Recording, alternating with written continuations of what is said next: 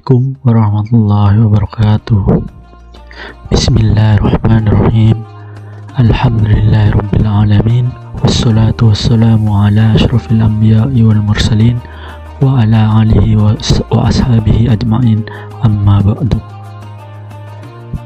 Pemirsa sekalian, marilah kita senantiasa bersyukur kepada Allah Subhanahu wa taala atas segala nikmat yang telah diberikan kepada kita, terutama nikmat iman, Islam, dan kesehatan, sehingga kita bisa menjalankan ibadah di bulan Ramadan yang penuh berkah ini.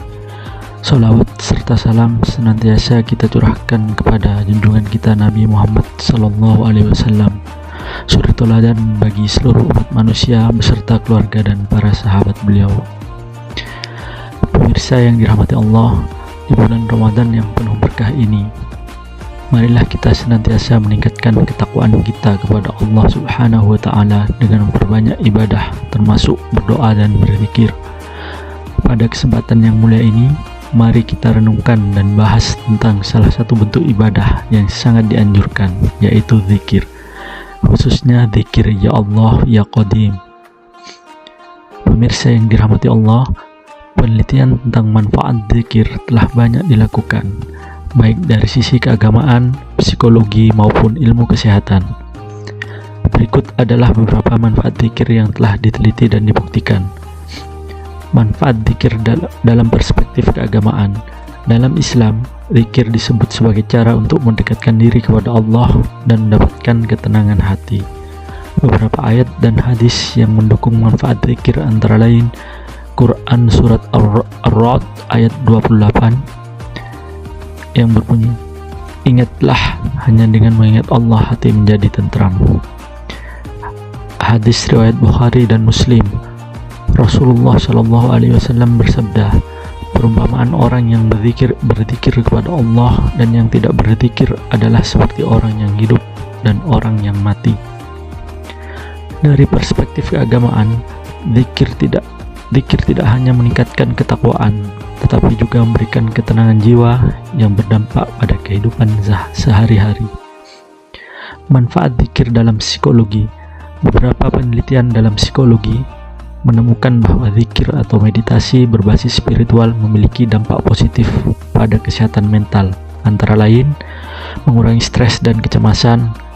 Sebuah penelitian dalam jurnal of Religion and Health menyebutkan bahwa mengulang kata-kata yang memiliki makna spiritual seperti zikir dapat menurunkan kadar hormon kortisol yang berhubungan dengan stres, meningkatkan ketenangan dan kesejahteraan emosional.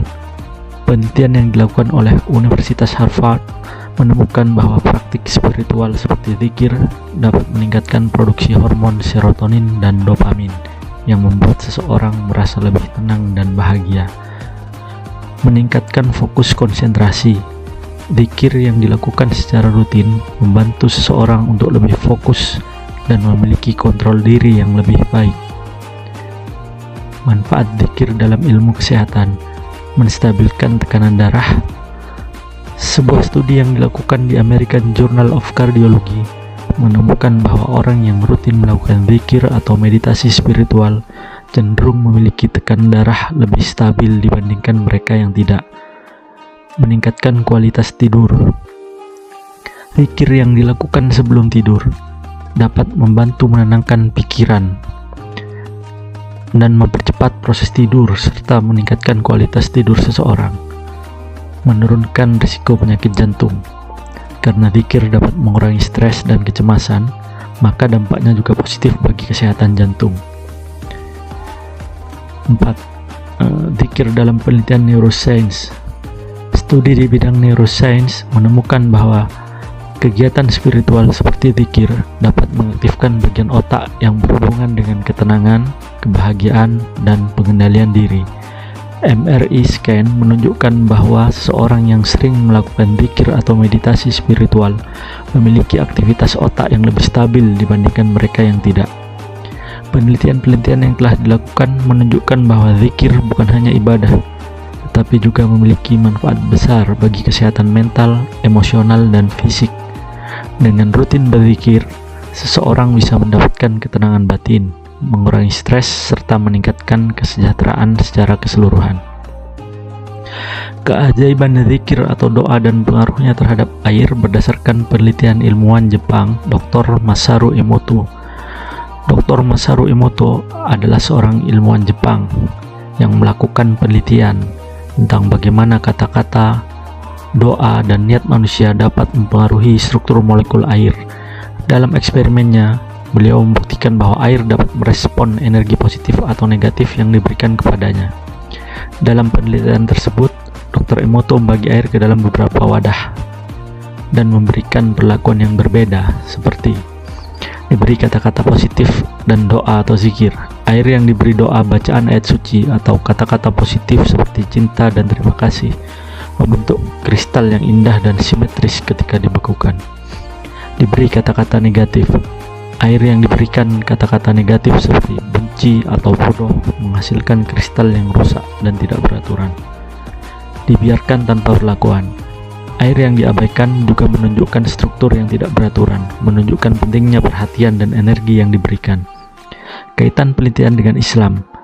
Penemuan ini mengingatkan kita pada banyak ajaran Islam yang telah lebih dahulu menekankan tentang pentingnya doa dan zikir atau bacaan yang baik, termasuk dalam penggunaan air.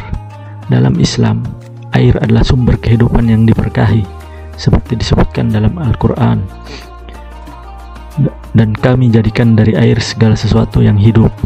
Quran Surah Al-Anbiya ayat 30. Beberapa ajaran Islam yang relevan dengan penelitian ini antara lain doa sebelum minum.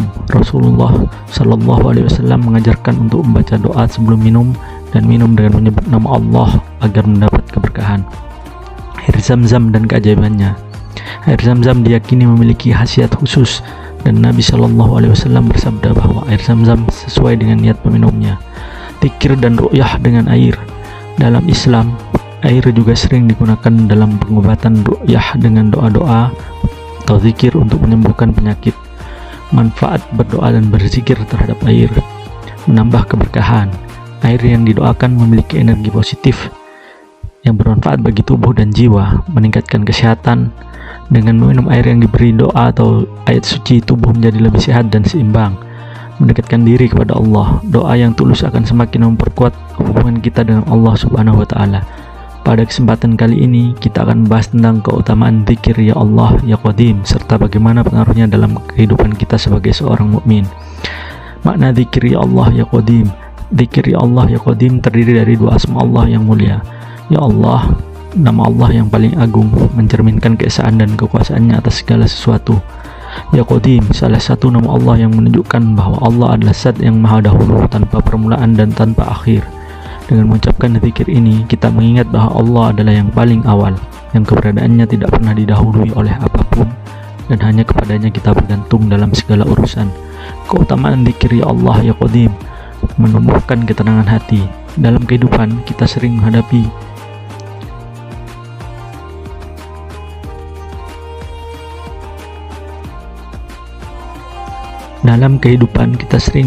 berbagai ujian dan kesulitan. Dengan mengingat Allah melalui zikir ini, hati kita menjadi lebih tenang, karena kita sadar bahwa segala sesuatu berada dalam kekuasaan Allah yang maha dahulu dan maha mengetahui. Menghapus kegelisahan dan rasa takut. Ketika seorang merasa takut akan masa depan atau cemas dengan kehidupan dunia, mengucapkan Ya Allah Ya Qadim akan mengingatkan kita bahwa Allah telah ada sejak sebelum segala sesuatu diciptakan. Dengan kata lain, Allah mengetahui apa yang terbaik bagi hambanya. Mendekatkan diri kepada Allah. Rasulullah SAW bersabda, orang yang banyak berzikir kepada Allah, maka Allah akan mengingatnya di sisinya. Hadis riwayat Bukhari dan Muslim. Artinya dengan memperbanyak zikir ini, kita semakin dekat dengan Allah dan mendapat perlindungannya. Melapangkan rezeki dan memudahkan urusan. Beberapa ulama menyebutkan bahwa siapa yang istiqomah mengucapkan Ya Allah Ya Qadim sebanyak 100 kali setelah sholat subuh dan maghrib, insya Allah akan dimudahkan rezekinya dan diberikan keberkahan dalam hidupnya.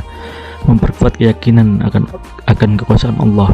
Dunia ini terus berubah, tetapi Allah tetap ada dan tidak pernah berubah.